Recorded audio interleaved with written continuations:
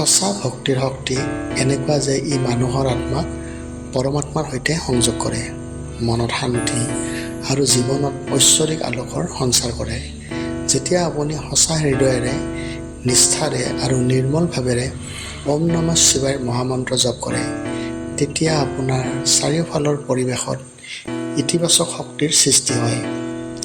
এই পবিত্ৰ মন্ত্ৰই কেৱল আপোনাৰ মনক শান্ত কৰাই নহয়, আপোনাৰ আত্মাকো ভগৱান শিৱৰ শ্ৰীচৰণত সমৰ্পণ কৰাৰ পথ দেখুৱায়। ভগৱান শিৱ হৈছে সৰ্বনাশক আৰু সৰ্বসৃষ্টিকৰ্তা। তেওঁৰ কৃপাত জীৱনৰ সকলো দুখ কষ্ট, অন্ধকাৰ আৰু অজ্ঞানতা দূৰ হৈ যায়। তেওঁৰ উপাসনাৰ জৰিয়তে আমি আমাৰ অন্তৰৰ অশুদ্ধতা ধুই পেলাই জীৱনৰ প্ৰকৃত উদ্দেশ্যৰ সন্ধান পাওঁ। ঈশ্বৰৰ কৃপা আৰু আশীৰ্বাদেৰে আপোনাৰ জীৱনত সুখ, শান্তি আৰু আধ্যাত্মিক জাগৰণৰ পথ মুকলি কৰিব। ভক্তিৰ পথত সৰলতা আৰু নিষ্ঠাৰ প্ৰয়োজন। যেতিয়া আমি নিস্বাৰ্থভাৱেৰে, পবিত্ৰ মনেৰে আৰু সম্পূৰ্ণ সমৰ্পণৰ সৈতে ভগৱান শিৱৰ উপাসনা কৰোঁ, তেতিয়া আমাৰ মনৰ সকলো চিন্তা, কল্পনা শান্ত হৈ যায়।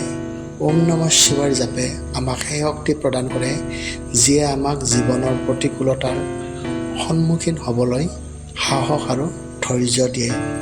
এই মন্ত্ৰৰ প্ৰতিটো শব্দত পবিত্ৰ কম্পন আছে, যিয়ে আমাৰ চেতনাক জাগ্ৰত কৰি আমাক আধ্যাত্মিক পথত আগুৱাই লৈ যায়। নিয়মিতভাৱে শিৱৰ ধ্যান, মন্ত্ৰ জপ আৰু পূজা অৰ্চনা কৰক। প্ৰতিদিনে কিছু সময় নিৰ্জনতাত থাকি শিৱৰ নাম লৈ আপোনাৰ হৃদয়ৰ কথা তেওঁৰ ওচৰত প্ৰকাশ কৰক। শিৱলিংগত জলাভিষেক, বিল্বপত্ৰ আৰু পুষ্প অৰ্পণ কৰি নিজৰ ভক্তি প্ৰকাশ কৰক। এই সৰল কিন্তু শক্তিশালী কৰ্মই আপোনাৰ জীৱনত ঐশ্বৰিক শক্তিৰ সঞ্চাৰ কৰিব। আপোনাৰ এই সুন্দৰ ভক্তিভাৱৰ জৰিয়তে ভগৱান শিৱৰ কৃপা আপোনাৰ ওপৰত সদায় বৰ্ষিত হওক। তেওঁৰ আশীৰ্বাদে আপোনাৰ জীৱনত শান্তি, সমৃদ্ধি আৰু আধ্যাত্মিক পূৰ্ণতা আনক। সঁচা ভক্তিৰ পথত কোনো জটিলতাৰ প্ৰয়োজন নাই। কেৱল নিৰ্মল মন, নিষ্ঠা আৰু প্ৰেমপূৰ্ণ সমৰ্পণৰ জৰিয়তে আমি পৰমাত্মাৰ সৈতে সংযোগ স্থাপন কৰিব পাৰোঁ। তেওঁ সদায় আমাৰ ওচৰত থাকে।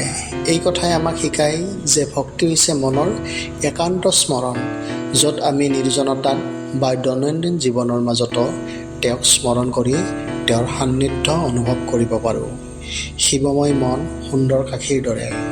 কাশী হৈছে ভগৱান শিৱৰ পবিত্ৰ নগৰী, য'ত তেওঁৰ ঐশ্বৰিক উপস্থিতি সদায় অনুভৱ কৰা যায়।